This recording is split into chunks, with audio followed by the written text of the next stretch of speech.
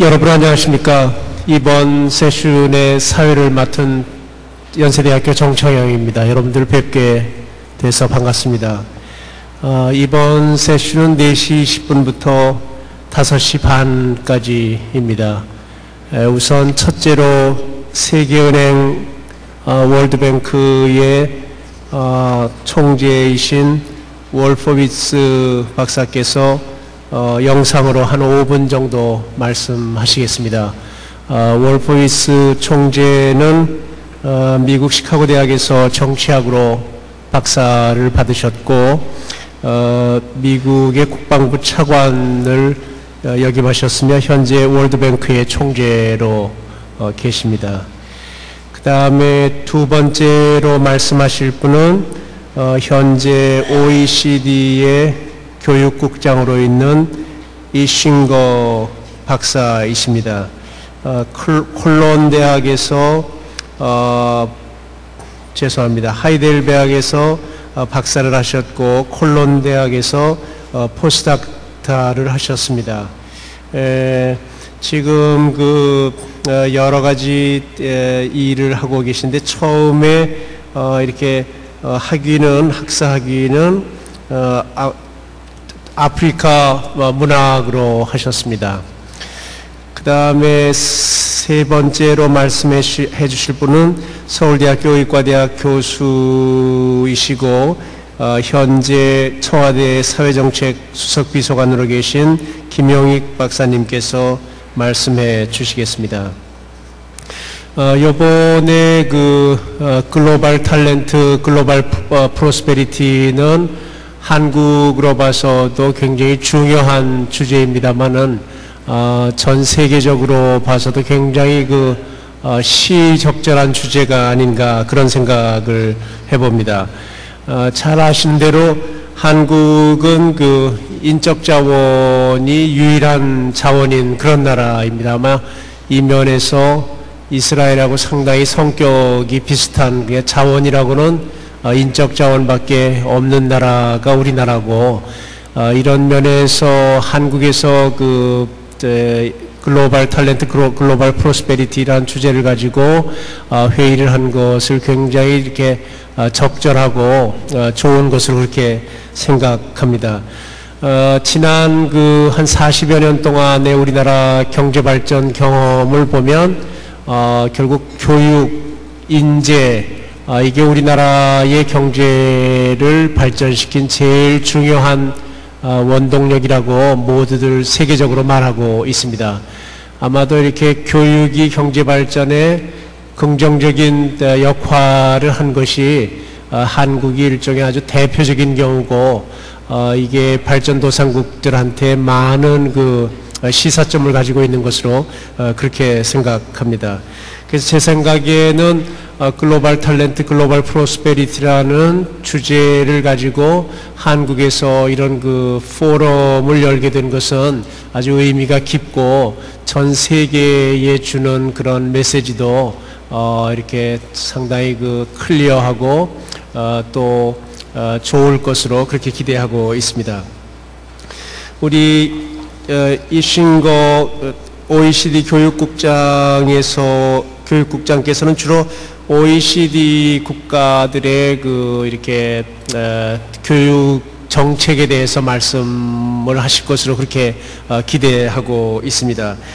그래서 OECD 국가들의 대학 정책에 대해서 주로 말씀하시는데 아마 양적인 거하고 질적인 거를 같이 말씀하실 것으로 그렇게 기대하고 있고 브레인 드레인에 대해서도 언급하실 것으로 그렇게 기대하고 있습니다.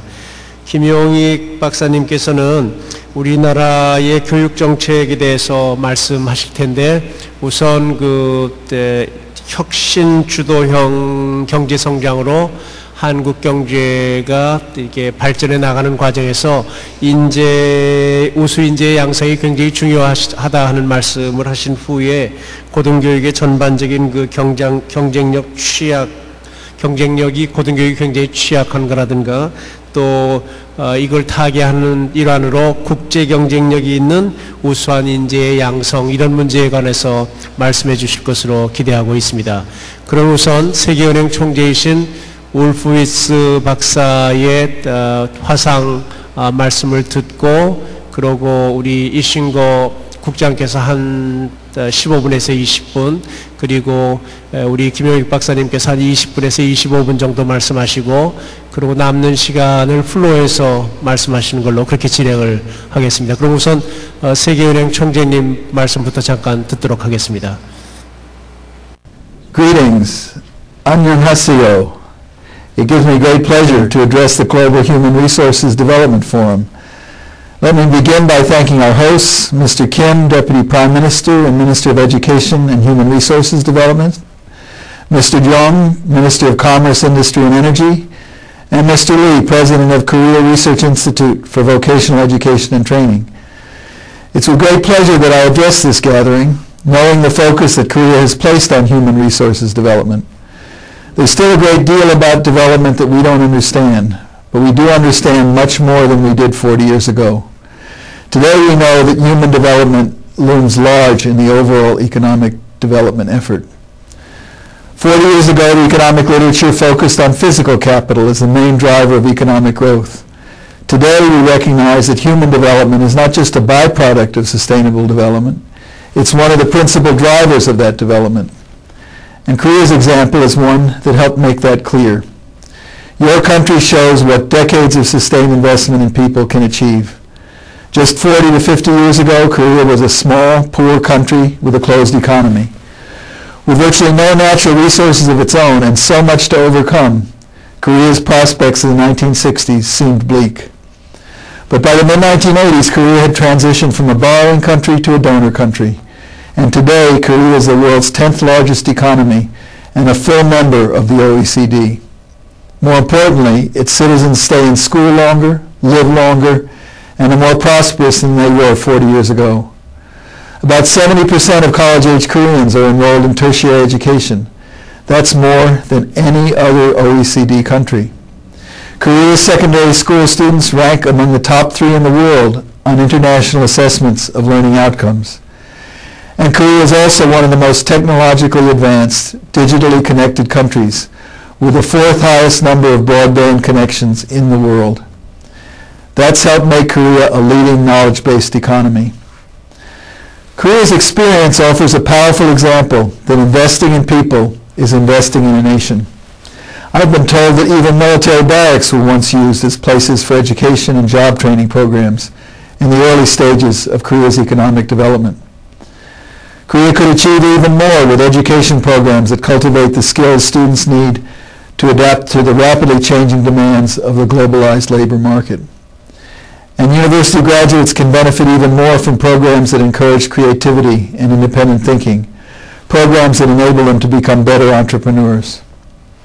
But even as Korea continues to reach for higher achievements, I hope you'll give thought to the many developing countries who today are where Korea was 40 years ago, small and poor and with no natural resources. Many developing countries could learn a great deal from your experiences with investing in education, technology, health, and the environment. I hope Korea will examine efforts of the past generation for lessons and case studies that could benefit the future of developing countries. The World Bank has already been working with the government of Korea to help disseminate your findings to other countries, and we stand ready to deepen this partnership with you. This work is a natural extension of our role in knowledge sharing about what works and what doesn't in development across sectors and regions. Among other activities, a study tour to East Asia was organized recently, in which a delegation from your country spoke to a group of African officials about the Korean experience. We're now entering the 3rd wave of secondment of Korean government officials to the World Bank. The first involved Dr. Kwang-jo Kim from the Ministry of Education, who worked for 3 years in the field of education. During my travels abroad, I'm frequently reminded of how a successful country can help inspire others to reach for higher aspirations for their own nations. When I was in Pakistan last year, I met with some people in a small village who had achieved remarkable progress. I asked one woman if she thought their success could be reproduced elsewhere in Pakistan. This was a woman who didn't speak English, so I assumed she wasn't reading the Financial Times. But she said with enormous passion and conviction, "Why not?" she said. Japan has done it. China has done it. Why can't Pakistan do it? What I could have told her is that one reason China did it was because they saw countries like Korea, Taiwan, and Singapore do it first. Korea, as an economic role model, has had a huge effect beyond its borders and has the potential to do even more. Your forum offers an excellent opportunity to showcase Korea's experience to the world and to share important lessons of that experience. I wish you a productive 3 days, and I look forward to hearing about the results of your dialogue. 감사합니다. Thank you. So, cooperating to create a global talent pool, let me speak about some OECD perspectives. And the questions that I have been invited to address are the following. The first one, how can countries respond to the challenges of developing human resources in the context of globalization? Second, how can we deliver win-win solutions for a prosperous future world? And third, what is the role of the OECD in this agenda? So, how can countries respond to the challenges of developing human resources in the context of globalization? Well, you will not be surprised if my answer is by investing more in education and training so that there are more and better educated people in their country and in the world. My key point here will be that investing in education or creating a talent pool is not just about quantity, but also about quality. In the developing world, this is both a question of quantity and quality, but in the OECD area, this is now mainly a problem of quality. Why quantity? Let me start with this.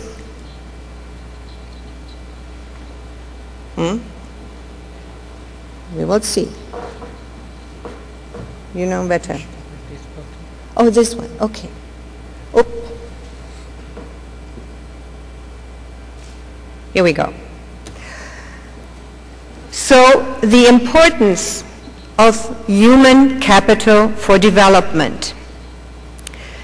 You see here that there is a correlation between rich and between high number of participants in higher education on this slide.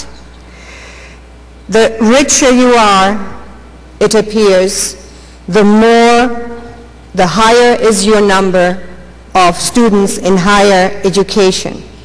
So the poor would have to enlarge. And this slide is a classification of the World Bank. And on the very right-hand side, where it says 45, this applies to the industrialized OECD countries, while the lowest rate are the African countries with the number 8. And in between is, for instance, with 32, would be a country like Turkey. There is a clear correlation between educational attainment and development. And there are good reasons to see some causality between the two. An analysis by the OECD Secretariat of the causes of economic growth shows that rising labor productivity accounted for at least half of GDP per capita growth in most OECD countries from 1994 to 2004. The estimated long-term effect on economic output of one additional year of education in the OECD area is generally between 3 and 6%. Analysis of human capital across 14 OECD economies based on literacy scores also suggest significant positive effects on growth. So human capital needs human capital to be produced. And this is why the capacity of a country to educate its population and educate its population is crucial. This is no longer a problem in the OECD area, but this remains a challenge in many parts of the world. And we also know today that it's not only investment which will then give the success. If you look into some Eastern European countries which have invested a lot of money into education and also higher education, but where the economic system just didn't allow the growth they could have attained with the type of education they had fostered. And the importance of education for society and civilization is of course beyond economic factors. And OECD also increasingly looks into that. And education is not just for working life. Many national analyses indicate a positive causal relationship between higher education attainment and better mental and physical health. We will actually develop a new program which follows a bit the PISA type of program, where we assess competencies of adults. It will be an international program. It's called PIAC, and it will start next year. And we want to know what a 40-year-old, what a 50-year-old, what they are continuing to learn, or are they equipped for the future working life, but also are they healthy, are they happy? Things we have discussed earlier this morning in the fourth wave, so to speak. We will include some of these too. And those things are also very important from an economic standpoint, but they are also enjoyable in themselves and part of what the well-being of nations is about: social cohesion and health. But then why quality? Of course, working on the quantitative is not enough, although it might still be the priority in some countries. As we pointed at the latest meeting of education ministers in Athens, OECD education ministers in Athens last June, countries have done a very good job at raising the educational attainment of their population. And in 3 decades, the participation in higher education has risen from 20 to just over 50% on average in the OECD area. But now they have to focus on the quality and relevance of the education they provide. In one word, shifting their focus from making systems of education bigger to making them now better. There is some evidence and growing concern that the education sector, in which a lot of public and private funds are invested, could do better. There are several pieces of evidence for that. One is that countries that spend the most on education are not necessarily those who have the best average educational performance, as the OECD Program of International Student Assessment, PISA, has shown. In that sense, education systems are not always efficient enough. Sometimes the largest amount goes into salaries also, and not really into the infrastructure or into meaningful other elements of education. And you might have high dropout rates. Let me look at some figures. While Korea, and you can see this on this slide, Korea is on the very top in terms of scores. The scores you read on the left-hand side. Korea figures above around 550, a very high score in PISA. So what Korea does, for example, particularly well, given its level of expenditure, it is much less the case for the United States or Norway. So the money spent figures between 10,000 and 20,000 in Korea, while Finland, to come to the same results, is spending between 20,000 and 30,000. Of course, there are many elements you also would have to consider. There is another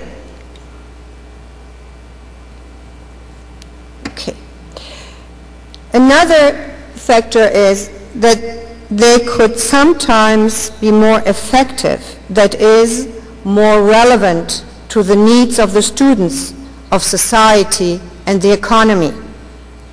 There are persisting social inequities in educational outcomes in many countries, sometimes difficult transition to work for graduates, or too large dropout rates in some countries, for instance, in Germany and in France. The example of Korea is interesting because it addressed the quantity challenge without losing out on quality at the secondary school level, as shown by PISA results. Korea ranked second in math in PISA 2003, and actually first ex aequo if one takes into account that the difference with Finland is statistically non-significant. Just 2 generations ago, its living standards were very modest, and it was among the lowest educational performance among OECD countries. Today, 97% of all Koreans 25 to 34-year-olds have completed upper secondary education, the highest rate among the principal industrialized countries. Congratulations. Many factors helped Korea achieve this dramatic transformation, but the so-called education fever is certainly one of the reasons. Korea made tough but beneficial choices. For example, when demand for education began to outpace supply, class sizes and school hours were extended, and parents complemented public provision with high levels of private investments. To mitigate a picture a little bit, I shall add that Korea has to deal with the quality and relevance problem at the higher education level, as it is recognized by business people and education stakeholders. And OECD has analyzed this question in a tertiary education review. Now, let me ask, how can we deliver win-win solutions for a prosperous future world? By cooperating more internationally. But let me point out also the ambivalent nature of globalization. Globalization is increasingly perceived by populations and sometimes policymakers as having winners and losers, while economists tend to describe it as largely a win-win solution. Both points are justified, but from 2 different perspectives.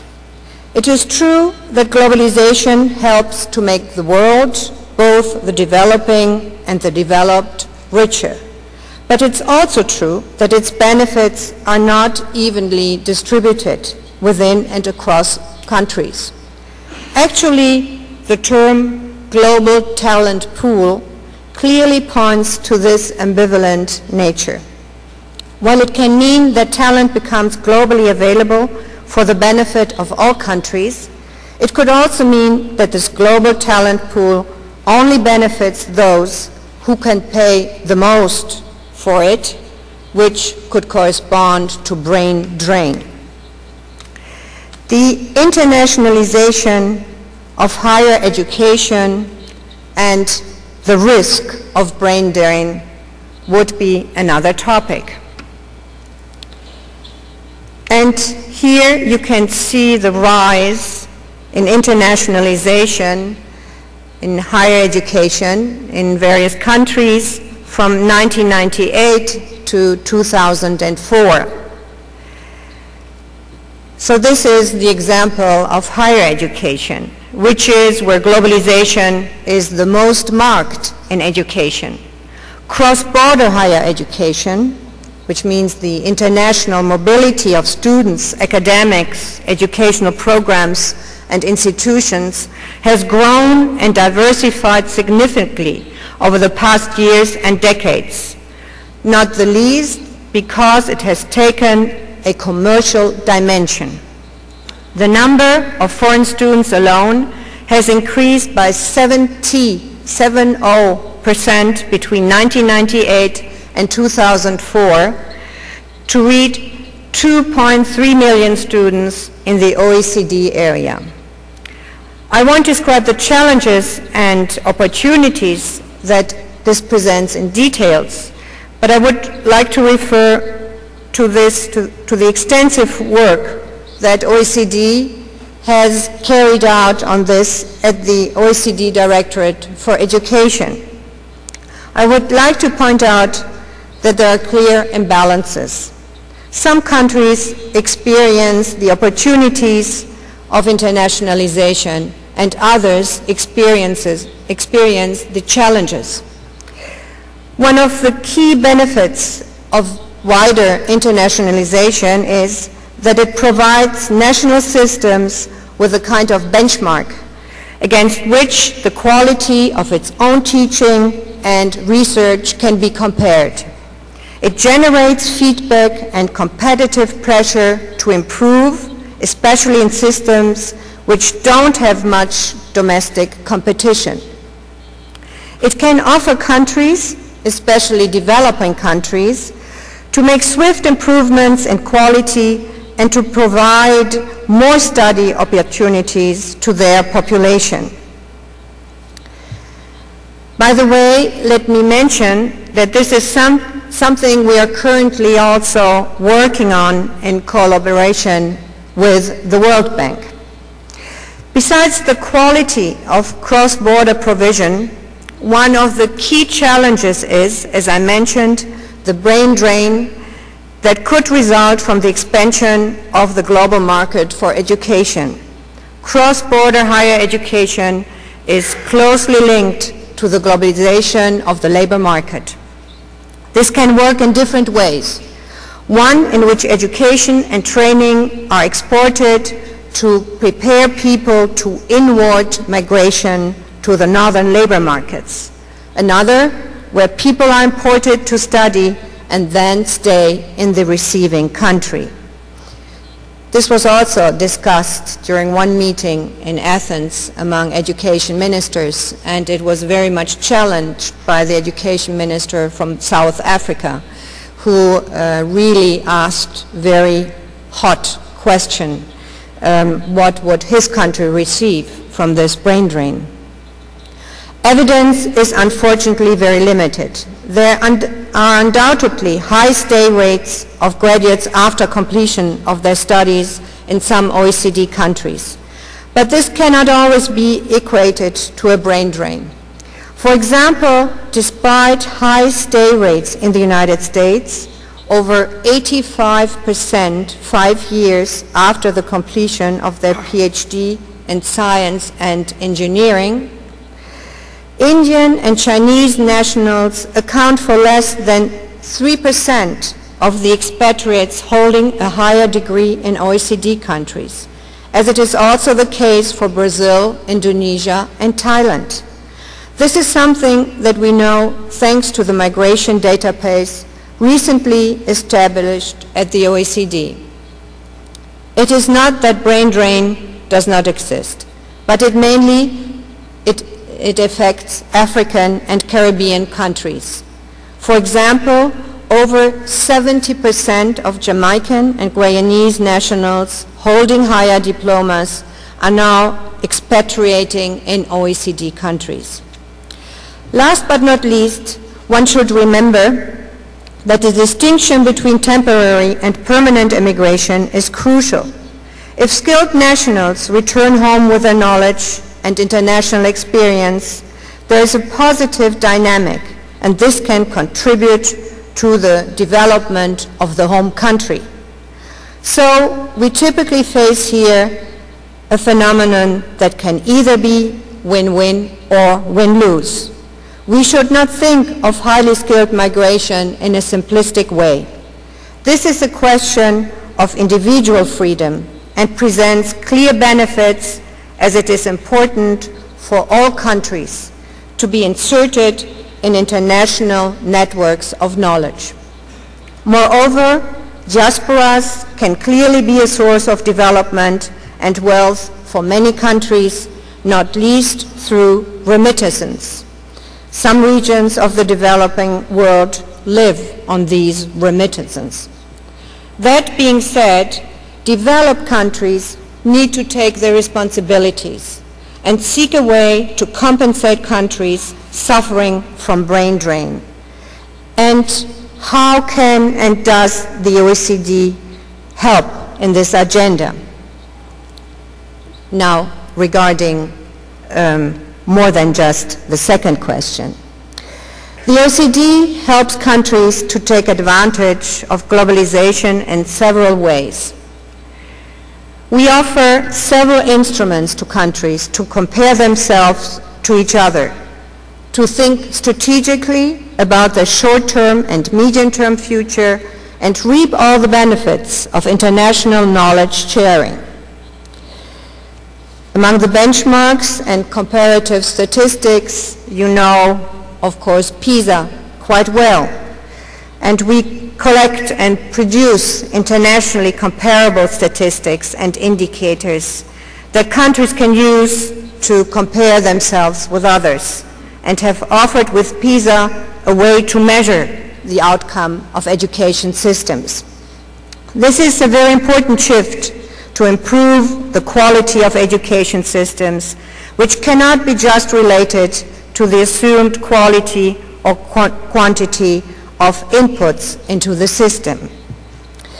The thematic reviews. Korea participates in, I believe, all of our thematic reviews, so you are not shying away. You're really participating, and you want to see how you perform in comparison with other countries. And these thematic reviews, for instance, on adult learning, on higher education, on early childhood education, they provide countries with a deeper feedback on their and other systems, and with policy recommendations to improve their policies. We currently have thematic reviews also on equity in education. And the analysis of innovative practices, trends, and emerging phenomenon is another aspect of our work. Another function is to alert countries to innovative ways of doing things and on the emergence of new trends and phenomena that are relevant to policymakers. This is thus a way to make them think strategically about the longer-term future.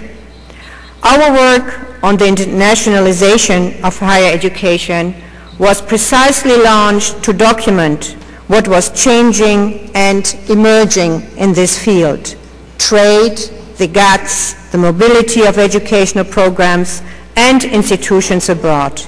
We have a program on what works, which deals with formative assessment, a way of teaching that is more effective and should be the way forward. And we have 2 future programs on schooling and higher education. Let me just quickly conclude that I would like to state that education is an important and a decisive element for economic growth, and this will become increasingly so.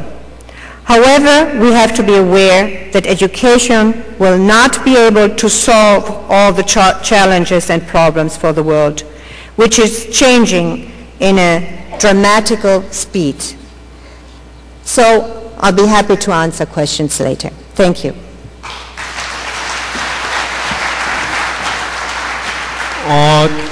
시간이 상당히 이렇게 타이트해지는 것 같습니다. 우리 좋은 말씀해 주신 이신구 국장님께 감사드리고 우리 김용익 수석님께서 곧 이어서 말씀해 주시겠습니다.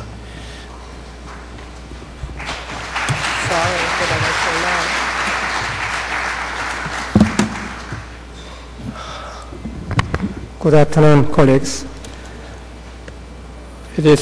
I'm very pleased to take this opportunity today to take a look into Korea's health resources policies. I was told by the Kribet that I shall talk in English. No?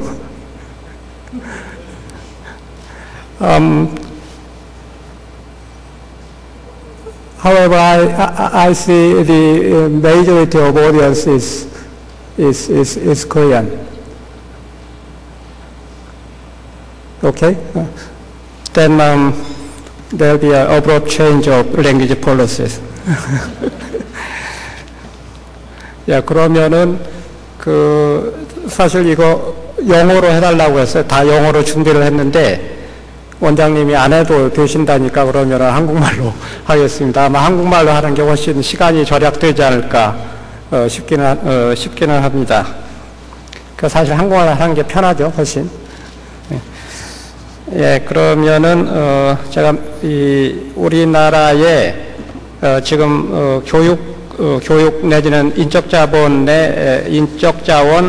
정책에 제가 이제 교육부하고 그동안 협의하고 방향 설정하고 있는 내용들을 조금씩 살펴보도록 그렇게 하겠습니다.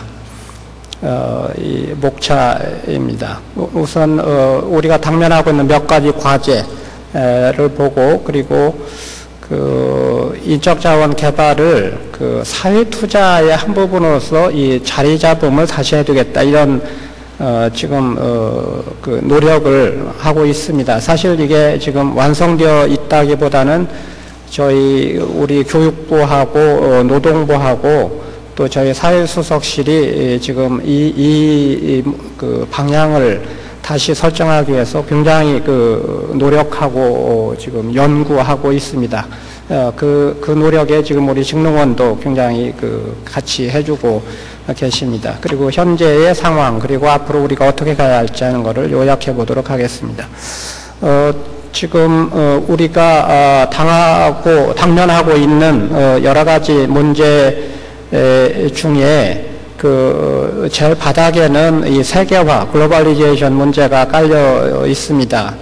그리고 사회 계층이 양극화되어 가고 있다는 그런 문제를 많이 지적하고 있고 그리고 이에 대해서 특히 교육 부분이 이 양극화 문제 해결에 양극화 문제를 악화시키는 매개체가 되기도 하고 동시에 이걸 해결할 수 있는 해결 방안이기도 한 그런 양면성을 가지고 있다는 것을 우리가 잘 알고 있습니다. 경제 환경이 대단히 급격히 변해가고 있어서 우리가 경제 전략도 다시 세워야 하는 그런 상황에 있습니다. 또 하나 저출산과 고령화 문제가 대단히 심각해져서 이 부분은 아마 우리 외국의 참가자들을 위해서도 특별히 좀 지적을 하고 가야지 될 것 같습니다. 그럼에도 불구하고 이러한 어려움에도 불구하고 우리 국민들이 더 나은 삶의 질에 대한 욕구는 과거 어느 때보다도 계속 커나가고 있다 이렇게 말씀을 드릴 수가 있겠습니다.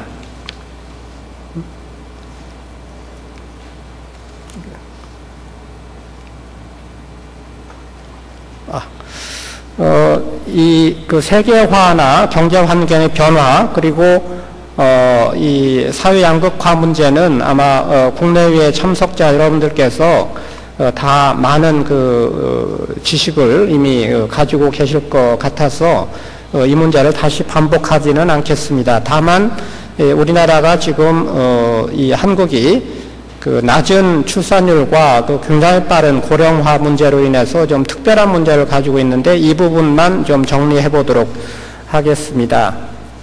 현재 우리나라의 합계 출산율은 1.08명을 출산하고 있습니다. 이것은 이제 남녀 2명이서 이 아이를 1.08명 낳는다는 그런 의미가 되기 때문에 대단히 빠른 대단히 인구의 감소 현상이 대단히 심하게 나타나고 있다는 의미가 되겠고, 이 부분은 단기적으로는 학교 교육에 영향을 줄 것이고, 장기적으로는 우리나라의 인적 자본 전체에 심대한 영향을 미칠 것입니다. 또 노동력의 공급도 약 10년 정도 후부터는 이 노동력 공급이 위축되어 갈 것이다, 이렇게 인구학적인 예측을 하고 있습니다. 또한 이 고령화된 인구, 이 노인 인구, 65세 이상의 노인 인구 또는 이제 후기 노인, 올드라고 하는 이제 후기 노인의 75세 이상의 노인 인구도 대단히 빠른 속도로 증가하게 되는데, 슬라이드가 현재 잘 안 보이는 것 같습니다만, 현재 상태로는 9.3%가 65세 이상의 인구이지만, 그리고 이제 그런데 2050년 21세기의 중반이 되면 놀랍게도 우리나라 인구의 37.3%가 65세 이상의 노인 인구가 되게 됩니다. 이것은 세계적으로 이제 유례를 찾아볼 수 없는 빠른 고령화의 속도일 뿐만 아니라 빠른 고령화의 속도로 인해서 OECD의 여러 나라를 추월해서 2050년이 되면 옆에 있는 일본과 한국이 세계에서 가장 늙은 인구를 가지게 되는 나라가 되고, 한국의 국제 경쟁력 내지는 한국의 경제에 대단히 큰 부담이 줄 것으로 예측하고 있고, 이 두 가지 문제를 극복하는 것 또한 인적 자본에 대한 투자, 교육에 대한 투자가 가장 핵심적인 전략이 될 것이다 하는 것을 누구나 다 알 수 있겠습니다.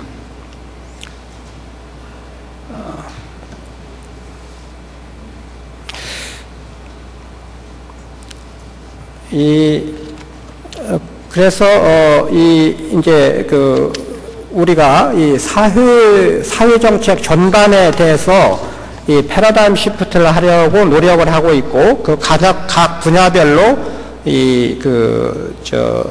하여야 할 임무를 여러 가지 방식으로 이제 설정하고 있습니다. 그동안에는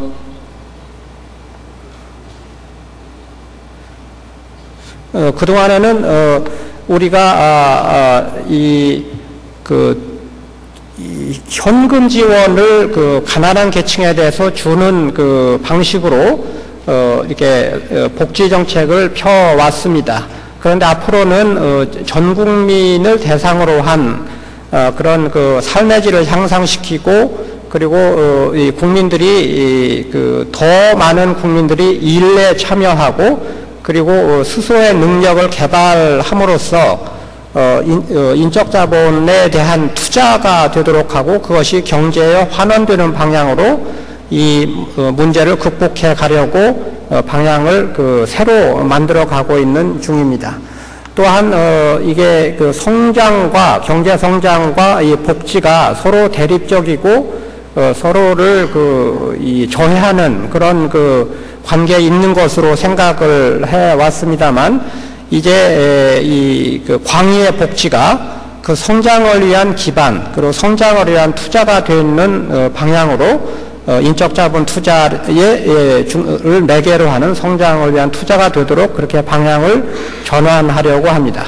그리고 그동안에는 경제 전반에서, 그리고 또 복지 분야 내지는 이 교육을 포함해서 광의의 복지 분야에서 인프라스트럭처를 키우는 방향으로 노력을 했습니다만, 앞으로는 사람에 대한 투자가 더 이루어질 수 있도록 하고, 그리고 교육, 노동, 복지, 여성 등등의 정책들이 그 따로따로 이렇게 추진되던 그 방식을 탈피해서 이 여러 분야와 여러 부처의 정책들이 그 조율되어서 하나의 방향으로 갈 수 있도록 전 부처의 그 정책을 전부 리뷰하고 그리고 재정향하려는 그 작업을 지금 진행하고 있습니다.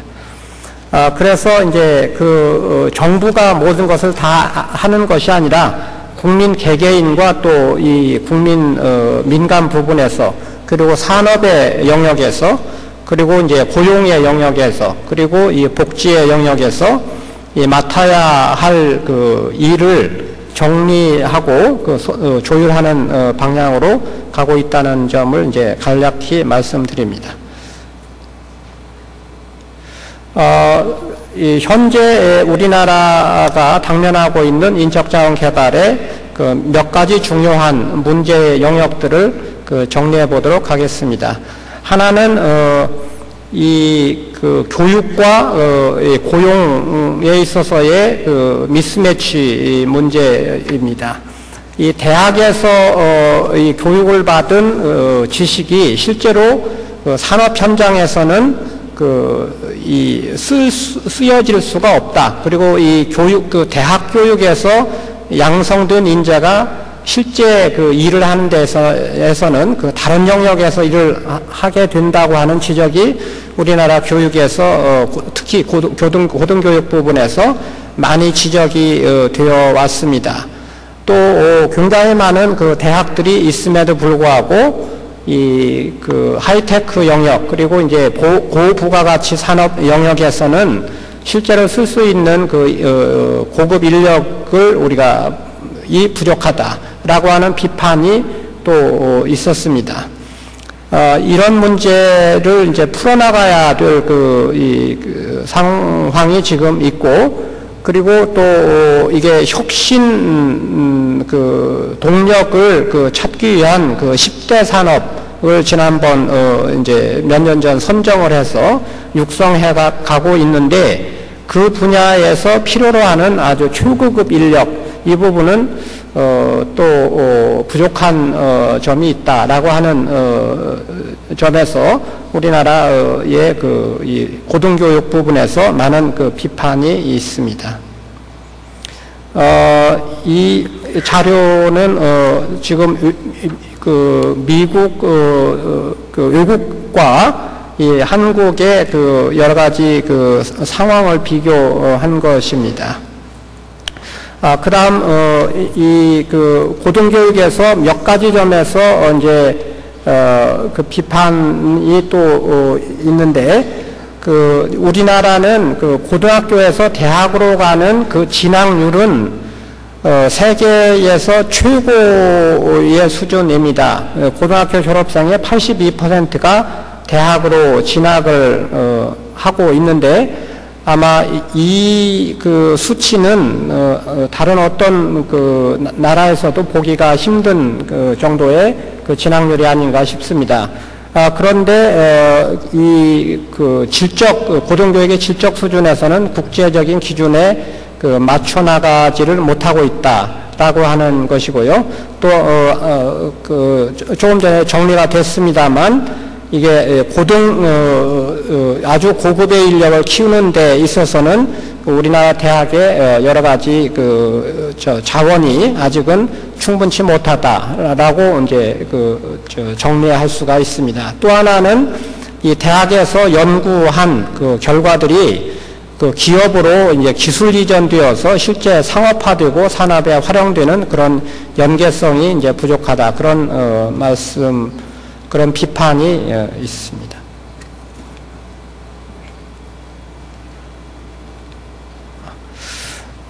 지금 이 고등교육에 대한 그 몇 가지 지표가 나와 있는데, 그 스위스에 아마 위치하고 있는 IMD라고 하는 기관이 있는데, 거기에서는 이제 산업에서의 수요와 우리나라의 고등교육이 이것을 필요를 충족시켜주는 정도, 이것은 조사 대상국인 61개 나라에서 50등밖에 되지 않는다, 이런 이제 말이 있고, 그리고 이제 영국의 더 타임스가 지난번 조사한 바에 의하면 우리나라 세계 200대 기업 중에서 우리나라의 3개 그 대학만이 그 200대 기업에 지금 들어가 있다, 이렇게 얘기를 하고 있고요. 그리고 이제 GDP 중에서 고등교육에 쓰고 있는 비율이 그 OECD 평균에 그 대단히 미치지 못하는 부분, 그 다음에 기술 이전이 그 다른 나라에 비해서 많이 뒤떨어지는 부분, 이런 그 자료를 가지고 있습니다. 그런데 이렇게 얘기를 하니까 우리나라가 너무 이게 잘못하고 있는 듯이 보이기는 합니다만, 사실은 이것도 그 방향성으로 볼 적에는 과거 10년 전 또는 5년 전보다는 훨씬 더 지금 그 향상되어 가고 있는 중입니다. 다만 이런 그 부족함을 우리가 가지고 있다는 것을 알고 그리고 우리가 이제 더 끌어올리려는 방향으로 노력을 해야 하겠다라는 뜻으로 이제 말씀을 드리는 것입니다. 또 하나 그 양극화 문제에서 우리나라가 그 상당히 심각한 그런 그 문제를 가지고 있습니다만, 이 양극화 문제는 지금 다른 부분에서는 여러 측면에서 우리가 지금 개선하고 고쳐져 나가고 있는 중이라고 할 수 있습니다만, 이 양극화 부분에서는 좀 악화되는 부분도 있는데, 1990년대에 비해서 우리가 지난 1998년에 굉장히 심각한 경제 위기를 거치면서 이게 그 빈부의 격차가 굉장히 벌어진 이 상태가 지금까지도 그 아물어들고 있지를 못합니다. 그래서 이 양극화 문제는 지금 10수년 전에 비해서 오히려 좀 악화되어 있는 상태가 좀처럼 지금 고쳐지지 못하고 있다라고 하는 것을 지적할 수 있습니다. 그리고 이제 그 대기업과 중소기업 간의 기업들 간의 이제 경제적 산업적 격차, 내지는 대기업 노동자와 중소기업 노동자들 간의 인컴 레벨, 그러니까 이제 임금 격차는 오히려 조금 더 벌어져 가고 있는 그런 조짐을 보이고 있어서, 이 부분에 대해서 지금 이 양극화 극복 문제에 대해서 비상한 노력을 정부가 기울이고 있습니다. 그리고 이제 또 하나, 이제 그러면 이 양극화의 단기적으로는 양극화의 극복이 이 고용을 통한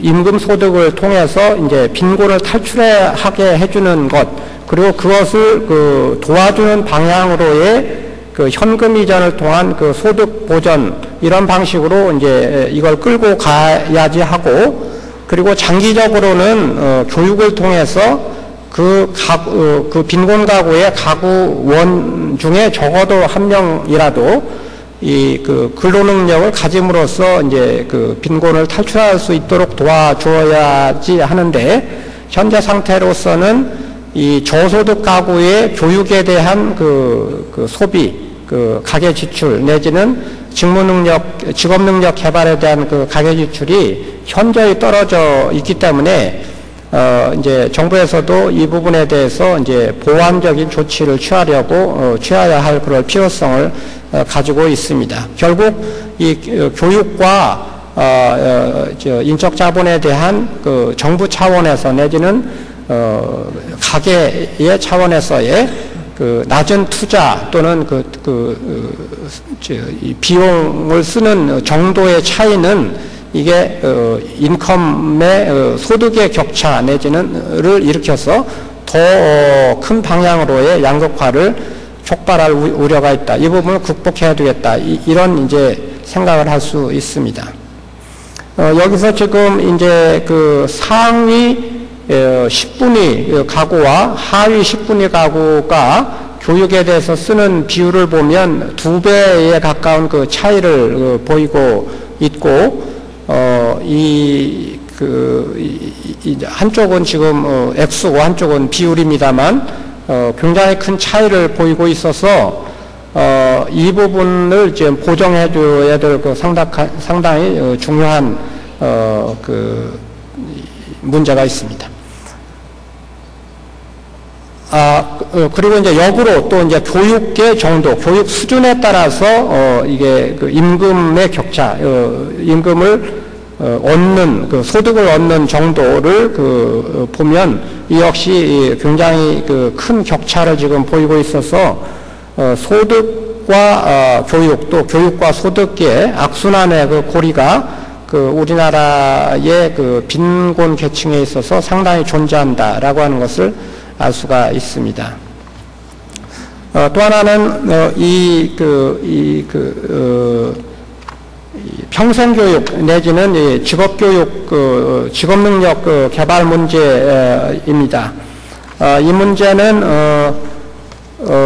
우리가 양극화 문제를 극복하기 위해서 또 이제 고령화가 굉장히 빨리 진전되고 있기 때문에 앞으로 이제 인구 구조가 점진적으로 고령화되면서 이게 이 고령 인구가 늘어날 뿐만 아니라 이 상상 가능 인구 안에서도 이 평균 연령이 대단히 올라가기 때문에 앞으로는 지금은 이제 30대가 주로 이제 경제를 이끌어 가고 있지만 조만간에 이게 40대, 50대가 이 경제를 이끌어 나가는 그런 경제 사회를 이끌어 나가는 그런 사회가 될 예정인데 그때에 20대 초반에 교육을 마치는 현재 교육 시스템으로서는 도저히 이 고령화 문제를 극복할 수가 없습니다. 그래서 이게 평생교육 체계 내지는 직업능력 개발, 성인들에 대한 직업능력 개발 체계를 빨리 정비해 나가려는 그런 생각을 가지고 있습니다. 현재 이 평생교육의 참여율은 OECD 평균의 약 60% 정도인 것으로 그렇게 알려져 있습니다. 또 노동 생산성도 OECD 여러 나라의 중에서 이제 하위권에 지금 속하고 있는 문제가 있고, 그래서 교육 체계의 문제, 교육이 젊은 시절에 끝나는 것이 아니라 이 고령 중장년층에서도 교육과 직업 능력 개발, 인적 자원 개발의 활동이 활발하게 나게끔 하는 것, 이것이 이제 지금 우리 교육이 가지고 있는 인적 자본 개발이 가지고 있는 중요한 문제 중에 하나가 되겠습니다. 그리고 이 학교를 들어가는 연령, 특히나 대학을 들어가는 연령이 18살로 이렇게 고착되어 있는 문제, 이것도 이제 풀어야 될 부분 중에 하나인데, 외국의 여러 예를 보면 30대, 40대에도 대학 교육을 언제라도 진학할 수 있는 성인 학생들이 많이 있는 것을 볼 수 있습니다. 그런데 이제 한국의 경우에는 그런 부분이 많이 뒤처져 있어서 앞으로 30대, 40대에 이미 일을 하고 있는 분들도 다시 대학으로 돌아갈 수 있는, 그래서 직장에서 학교로, 학교에서 직장으로 움직임이 훨씬 더 자유로워질 수 있는 그런 체계를 만들어야 되겠다 하는 방향으로 지금 정책 개발을 해가고 있습니다.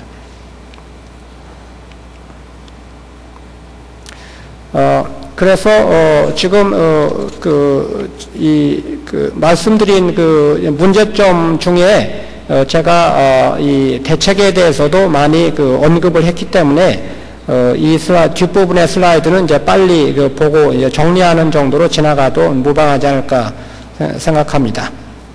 그래서 이게 쏙 예. 이제 첫 번째 항목은 인적 자원 수급을 원활하게 맞추어 나가겠다.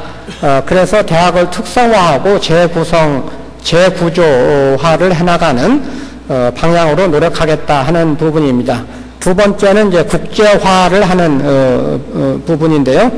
이것은 조금 전에 우리 이슈너 박사께서 발표하실 때도 우리나라의 이제 고등교육의 국제화의 정도, 이게 유난히 떨어져 있는 것을 볼 수 있는데, 아마도 그것은 이제 아마 언어 문제가 제일 중요한 것이 아닐까 싶습니다.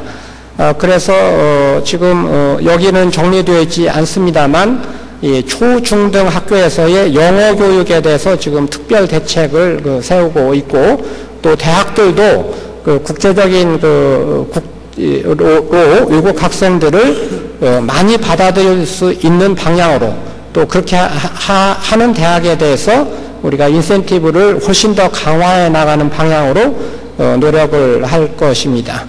그래서 이게 한 10년, 15년 정도 지나가면 우리도 이 대학의 학생들 중에 인터내셔널 스튜던트들의 그 비율을 대폭적으로 늘리는 방향으로 노력할 예정입니다.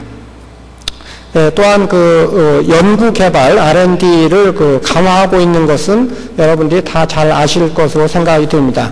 이 외국의 청중들께서 이제 브레인 코리아 21이라고 하는 게 약칭 BK21이라는 용어가 익숙치 않으실 텐데, 이것은 한국의 우수 인력을 개발하기 위해서 대학에 주는 특별 프로젝트들입니다. 이것을 지금 두 번째 시행해 가면서 많은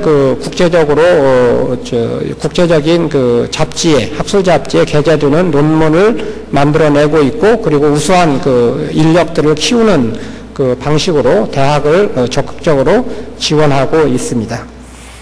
그리고 이제 기초 학문을 발전시키고 또한 이 박사 이상의 인재를 키워내 나가는 프로그램을 지금 진행하고 있고, 이 지역 혁신 클러스터를 만들어서 이 대학과 연구와 그리고 이 교육이 연계되는 노력을 지금 적극적으로 하고 있는 것을 아마 이제 다들 알고 계실 것입니다.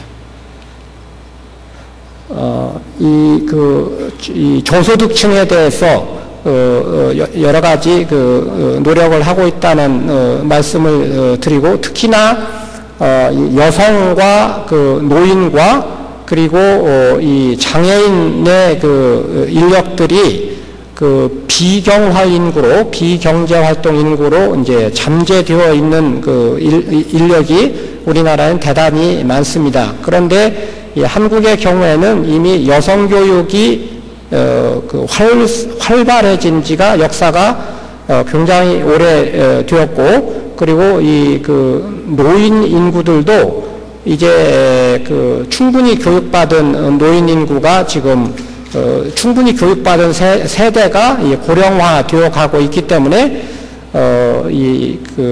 아시아의 다른 나라의 여성 내지는 노인 인구보다는 교육받은 수준이 대단히 높습니다. 그래서 앞으로 이 여성과 노인 인력이 비경활 인구로 남아있지 않도록 이분들을 경제활동 인구화하는 노력을 지금 적극적으로 전개하려고 합니다.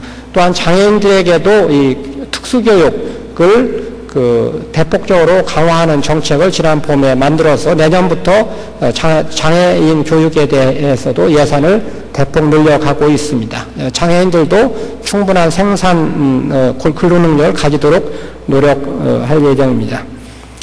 이제 사회 통합과 이 복지 부분에서도 저소득층에 대해서 여러 가지 학비 지원을 한다든지 저소득층 또 성인 학생들에게도 대학에 들어갈 기회를 많이 준다든지 하는 노력을 기울여 나가고 있다는 말씀을 이미 드렸습니다. 그리고 이제 평생 교육을 대폭 강화하고 일과 학교 사이에 이동성을 늘려나가겠다는 말씀을 드렸고요. 그리고 이 직업능력 개발 내지는 실업 교육을 대폭 강화하려는 노력을 하고 있다는 상황을 지금 이 슬라이드에는 정리를 했습니다. 네, 시간이 제약이 있고 해서 제가 너무 빨리 말씀드려서 이게 아마 한국 청중들도 듣기가 좀 힘드셨을지 모르겠고 아마 통역하는 데도 굉장히 힘드셨을 것 같습니다. 예, 이상 제 말씀을 마치겠습니다. 감사합니다. 세계은행 월프리치 총재께서는 한국이 일종의 높은 교육열을 가지고 경제 발전한 일종의 발전도상국에 대해서 롤 모델이 될 수 있는 거 많이 강조하셨습니다. 이어서 이신거 국장께서는 그 교육하고 경제성장 사이의 높은 상관관계에 대해서 얘기하셨고, 한국 경우 그 피사의 그 수학 시험 성적이 높은 거, 그 다음에 교육비 지출이 낮으면서도 성적이 아주 좋게 나온 거, 이런 거 지적해 주셨습니다. 우리 김용익 박사님께서는 우리나라의 전반적인 사회정책에 대해서 자세하게 말씀을 해주셨는데, 대학의 관점에서 봤을 때 특히 휴먼 리소스가 수요 공급 면에서 그 미스매치가 있는 현상을 자세히 설명해 주셨고, 특히 대학 교육의 경쟁력이 약한 거, 그 다음에 OECD 국가에 비해서 GDP 대비 교육비 지출이 적은 그런 말씀을 해 주셨습니다. 그러나 아까 김 박사님 지적하신 대로 최근에 지난 10년 동안에 한국 대학들이 아주 급속하게 질적으로 발전해왔고, 아마 이런 발전 추세가 이어지면은 우리나라 대학들의 앞날을 굉장히 낙관적으로 봐도 좋지 않을까, 그런 생각도 했습니다. 그 다음에 스터디 코리아 프로젝트는 아까 이신거 박사 말씀하신 그 외국 학생들 수가 아주 적은 거, 이거를 높이는데 크게 기여할 것으로 그렇게 기대하고 있고, 그 다음에 세컨 2단계 그 BK21 프로젝트를 통해서 한국의 대학들이 정말 세계 수준의 연구기관으로 도약할 수 있는 중요한 발판을 놓을 수 있을 것으로 그렇게 기대하고 있습니다. 우리 그 글로벌 휴먼 리소스 포럼이 한국에서 열리고 있는 것은 모두에 말씀드린 것처럼 굉장히 적절한 것으로 그렇게 생각합니다. 말뿐이 아니고 지금 우리나라의 모든 대학들의 교육 목표를 한마디로 표시한다면 결국 각 분야에서 글로벌 리더를 키우는데 초점을 맞추고 있는 것이 우리나라 대학의 현실입니다. 아시는 대로 지금 글로벌 탤런트를 스카우트하기 위해서 아주 경쟁이 굉장히 치열한 세상에 우리가 살고 있고, 이거는 대학의 경우 교수라도 마찬가지라서 우리 연세대학교 교수를 외국 대학이 스카우트해가고 그런 현상이 일어나고 있습니다. 그래서 좋은 교수를 모시기 위해서 많은 노력을 기울이고 있습니다만은 이건 대학뿐만이 아니고 아마 각 산업 분야도 그렇고 모든 분야에서 이런 현상이 일어나고 있지 않나, 그렇게 생각합니다. 제가 충분한 시간을 플로어해 드리지 못한 것을 죄송스럽게 생각하면서 세 분께서 아주 훌륭한 발표를 해주시고 상호 보완적인 좋은 말씀을 해주신 데 대해서 여러분을 대신해서 충심으로 감사 말씀 드립니다. 여러 선생님들 감사합니다. 표현하겠습니다.